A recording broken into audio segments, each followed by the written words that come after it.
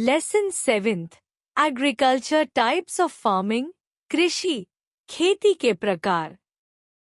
Hello kids, क्या आपने कभी सोचा है कि हमारे देश और दुनिया भर में किसान किस किस तरीके से खेती करते हैं? खेती सिर्फ एक तरीका नहीं है, बल्कि मिट्टी, मौसम, जरूरत और संसाधनों के आधार पर इसके कई रूप होते हैं।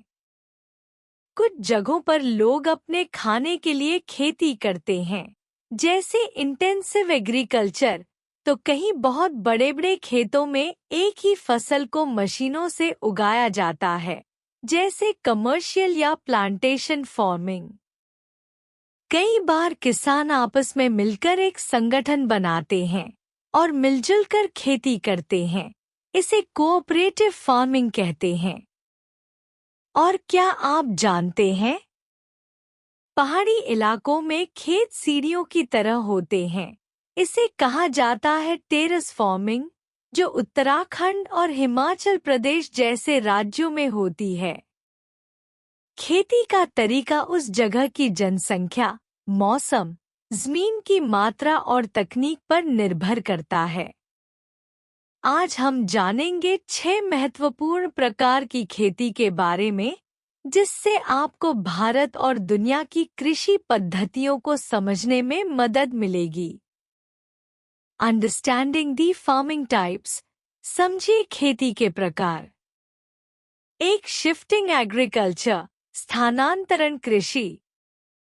इसमें किसान एक जमीन के टुकड़े पर खेती करते हैं और फिर कुछ समय बाद नई जमीन पर चले जाते हैं।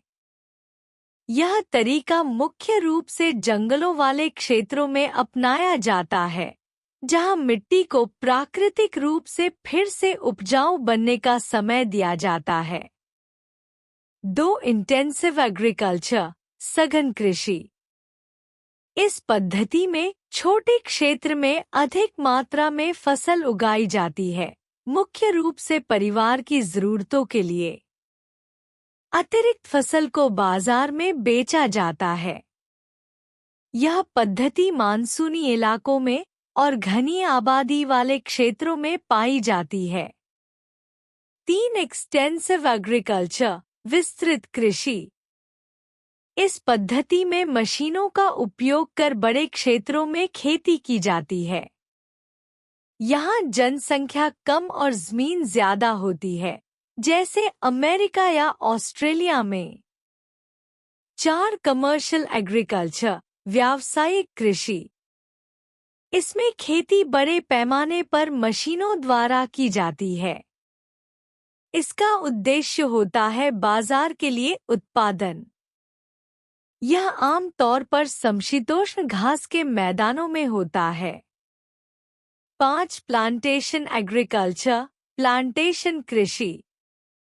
इसमें एक ही प्रकार की फसल, जैसे चाय, कॉफी, रबर, को बड़े खेतों में वैज्ञानिक तरीकों से उगाया जाता है। यह उष्णकटिबंधीय क्षेत्रों में ज्यादा होता है। 6 कोऑपरेटिव फार्मिंग, सहकारी कृषि। इसमें किसान मिलकर एक समूह बनाते हैं और अपनी जमीनों को मिलाकर साथ खेती करते हैं। खर्च और मुनाफा सभी में साझा होता है। फन फैक्ट्स, मजेदार जानकारी। भारत में 60% से अधिक लोग खेती से जुड़े हैं। सबसे ज्यादा धान उत्पादन करने वाला राज्य है पश्चिम बंगाल। सबसे ज्यादा आलू उत्तर प्रदेश में होता है। झूम खेती भी एक तरह की शिफ्टिंग एग्रीकल्चर है, जो पूर्वोत्तर भारत में पाई जाती है। लेट मी आंसर, अब मुझे जवाब दो।